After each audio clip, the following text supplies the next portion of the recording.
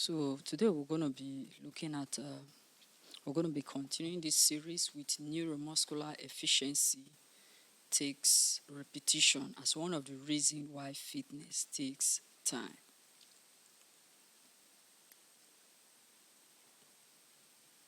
Now we've talked about muscular adaptation as uh,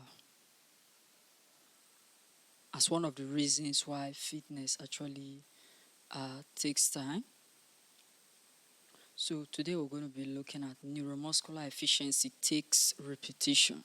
Now, what does this mean? This means that strength improvement initially stems from neural adaptation such as better coordination and motor unit recruitment.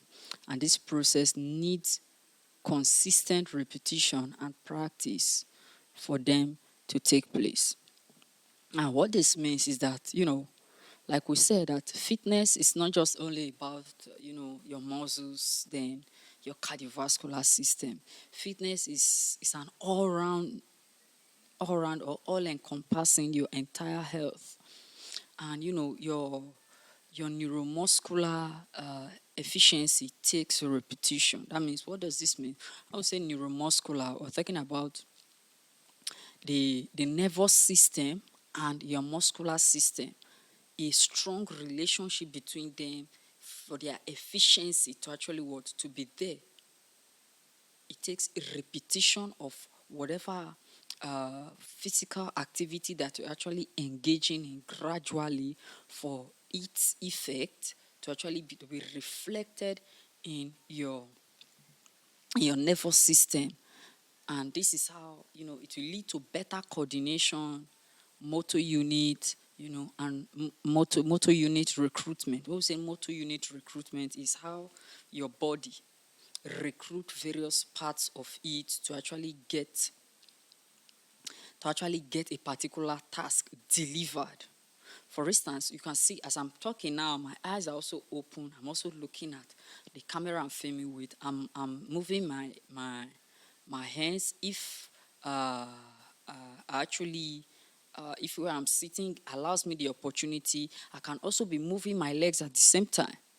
You understand? All of these are a product of coordination. You understand? That's what we call eye-hand-leg coordination. All of which are okay. Let's use the word that eye, mouth, hand movement coordination. So all of these are actually working together just for the same purpose to achieve, or maybe to achieve different purpose all at the same time. Then if you also, let's use the case of you, maybe you are driving on the way. Your brain is there seated inside your head. Your eyes is seeing the road. Your two hands, or maybe one depending, are on the steering. Then maybe one is on the gear selector if it happens to be a manual drive or manual transmission system. Then one of your leg is on the brake pedal, just stepping on it, not pressing it down, maybe or maybe close to it. Then while the other leg is on the throttle.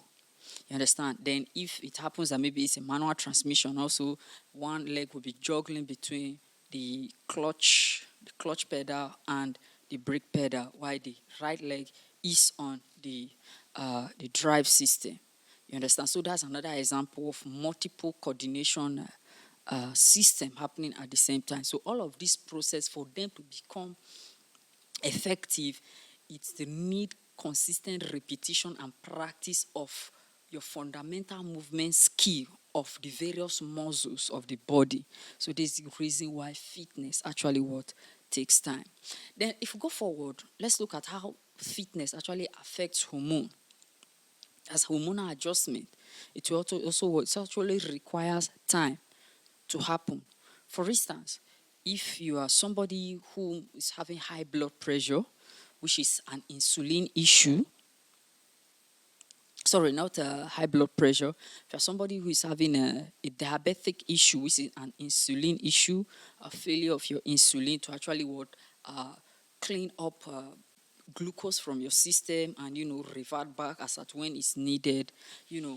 For exercise to actually modify these hormones and get them to work the way they are supposed to work, to actually what to actually take a lot of time. So for this adjustment to actually happen, it will take process. It will not take one day, it won't take 1 month. The minimum you take is at least 1 year. You understand? Not that it's the 1 year is the maximum it will take, but that's when you start seeing a good, considerable amount of changes in your body. You understand? Remember that while you're also doing this, consistent exercise and your nutrition will play a very important role. You understand? And let me tell you something. The body is a kind of system that when it experiences a sudden change, it can lead to metabolic imbalances. And when you have metabolic imbalances, meaning you are already creating trouble for your system. You understand? When there is sudden metabolic when the body experiences a sudden change, you experience a strong metabolic imbalances, which will not be actually good. So that's another reason why the fitness actually takes time to happen. Now let's look at number 7, if I'm not mistaken, as another reason why fitness actually takes time. Cardiovascular improvements are progressive. That means it has to be a hill. You can't just see a hill going like this. No hill ever goes like this. No, it goes like this. Like like like a triangle. You understand? That's how every hill. So it actually goes from the easiest to the more difficult, and with all of this, adaptation, gradual adaptation gradually sets in. Yeah, you understand? So how does cardiovascular improvement, how are they progressive?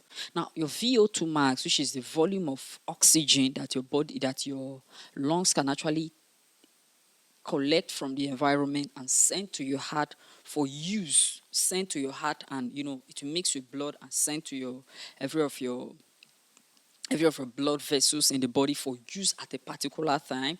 And after its usage, it sends the waste product out in the form of carbon dioxide and water, which is what we call VO2 max, and other aerobic capacity markers. They actually they improve slowly.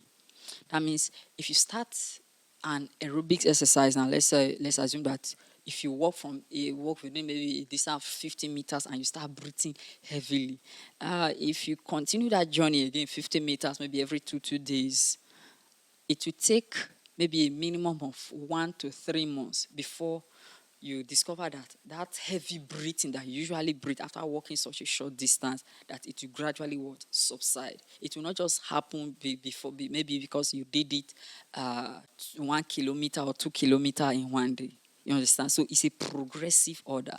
And these changes, they actually they require progressive overload and consistent aerobic stimulus over time.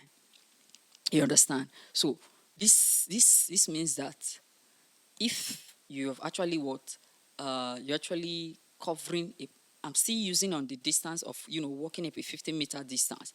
If your body is now used to that 50-meter distance, not until you stretch it beyond that 50-meter distance as a way of progressive overload and consistent aerobic stimulus, the capacity of your lungs and your VO2 max will not go higher than that particular capacity that is actually achieved in that 50-meter distance. So by the time you now stretch it to 100 meters, 300 meters, 400 meters, 1 kilometers, and stuff like that. So it is your VO2 max and other aerobic capacity markers, they will gradually improve. Your endurance will improve. That means you can now walk long distance and you won't feel tired.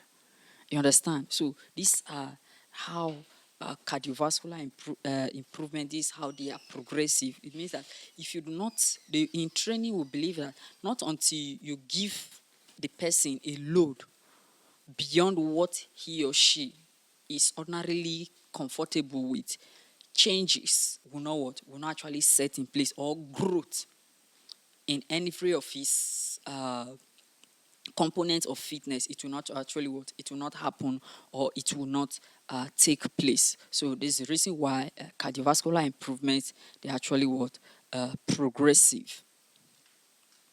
So if we move further to number 8, is skill acquisition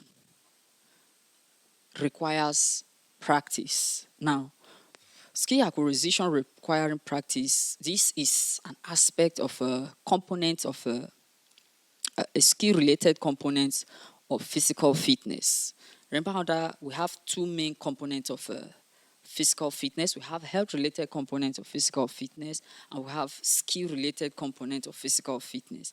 An example of skill-related components of physical fitness is speed, is power, is reaction time, and a lot of them. But that's a different video. You can check the channel. I have a video on that, components of physical fitness. So many of these skill-related components of physical fitness, they require practice for you to master them. For instance, your running form, there is a form for running. It's different from the form for walking. Even the form of doing various exercises, there is a form for them, such that if you do not get those form well, you will do the exercises, but the result you are supposed to get from those exercises, you won't get the form the way you are supposed, the result you're supposed to get, you won't get it the way it's supposed to actually be. So with this, it can actually limit the duration, the time it will actually can lengthen the time that it's supposed to take for you to actually have a particular result, particular activity or exercise program that you're actually doing. So learning and mastering this movement will take time, and it will take deliberate practice for you to start getting them. Then number 9, under the reasons why fitness actually takes time. Number 9 is habit formation is a time-intensive process. Let's assume that maybe when you wake up in the morning, you do not take your bath. Maybe you just wake up. Maybe let's assume that maybe you are the type who work from home, or you are the type who do not leave home early. There are people who, when they wake up early in the morning, maybe after their prayers, and the next thing, they brush their teeth and, they take their bath. But there are other people that, except there is a place that they want to go to that particular morning, they won't take their bath, and they might not even brush their teeth. You understand? So if it happens that maybe you are among those whom if you do not have a place you want to go, you don't usually take your bath, or you don't take your shower early in the morning. If you now choose or decide to form the habit of taking your bath every morning, whether you have a place, you have an engagement you are supposed to meet up with or not, it will take you weeks to months before your body can easily be fine-tuned to that new habit that you are now forming. You understand? So fitness is a habit. It requires habit for its result to be achieved. So it requires deliberate building of deliberate fitness routines, deliberate fitness routine lifestyle for the habit formation to actually take its place. And this can take weeks, months, or even years. You understand? The reason why it can take weeks, months, or even years, because there are some days that you might forget. And before you look, I'm supposed to do this today, I'm supposed to do that today. But that day might have gone. Then the next day you go again. Just like that. So this is the reason why to actually take some time for this particular habit. Remember that this is a habit now, so you are trying to form it. There's an existing habit that you already have, so you are now wanting to break that existing habit now by replacing it with a new one. So it's the reason why it's time intensive. You understand? So that's number 8 reason why fitness actually what takes time. So if you're new to this channel, if you're enjoying this video so far, do to like this video and subscribe to this channel. This is Moses, the fitness master. If you have any question, do to drop in the comment section, and I will talk to you in the next one. Bye.